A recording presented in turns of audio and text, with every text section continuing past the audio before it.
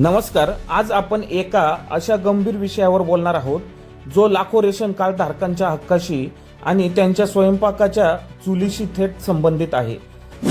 महागाईने उच्च अंक गाठलेल्या काळात सर्वसामान्य नागरिकांना दिलासा देण्यासाठी राज्य सरकारकडून रेशन कार्ड धारकांना अनुदानित दरात रॉकेल उपलब्ध करून देण्याची घोषणा करण्यात आली होती. मात्र नाशिकसह राज्यातील अनेक भागांमध्ये रेशन कार्ड धारकांना प्रत्यक्षात रॉकेल मिळत नसल्याची गंभीर प्रकार नागरिकांकडून केले जात आहे. नागरिकांच्या म्हणण्यानुसार प्रत्येक महिन्याला रॉकेलच्या शासनाकडून नियमित कोटा केले जात आहे. मात्र अनेक वर्षांपासून रेशन दुकानांमध्ये रॉकेलचे वितरणच होत नसल्याचा आरोप केला जात आहे. त्यामुळे शासनाकडून मंजूर होणारे रॉकेल नेमके कुठे जात आहे यावर प्रश्नचिन्ह निर्माण होत आहे.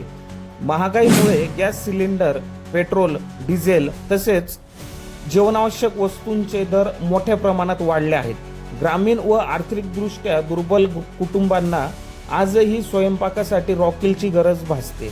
काही भागांमध्ये गॅसचा तुटवडाही जाणवत असल्याने नागरिकांना मोठ्या अडचणींचा सामना करावा लागत आहे. नागरिकांकडून प्रश्न उपस्थित केले जात आहेत. शासनाकडून मंजूर होणारे रॉकेल प्रत्यक्ष लाभार्थ्यांपर्यंत का पोहोचत नाही?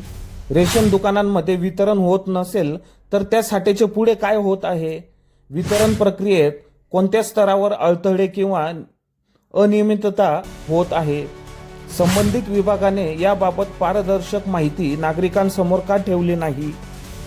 या पार्श्वभूमीवर जिल्हा अधिकारी, विभागीय आयुक्त तसेच अन्न व नागरी पुरवठा विभागाने या प्रकरणाची सखोल चौकशी करावी अशी मागणी होत आहे. आवश्यक असल्यास जिल्हास्तरीय, राज्यस्तरीय तसेच केंद्रस्तरीय चौकशी करून प्रत्यक्ष लाभार्थ्यांपर्यंत रॉकेल पोहोचले की नाही याचा तपास करण्यात यावा. चौकशीत कोणत्याही प्रकारचा गैरव्यवहार अथवा भ्रष्टाचार आढळल्यास संबंधित दोषींवर कठोर कारवाई करावी अशी नागरिकांकडून मागणी होत आहे.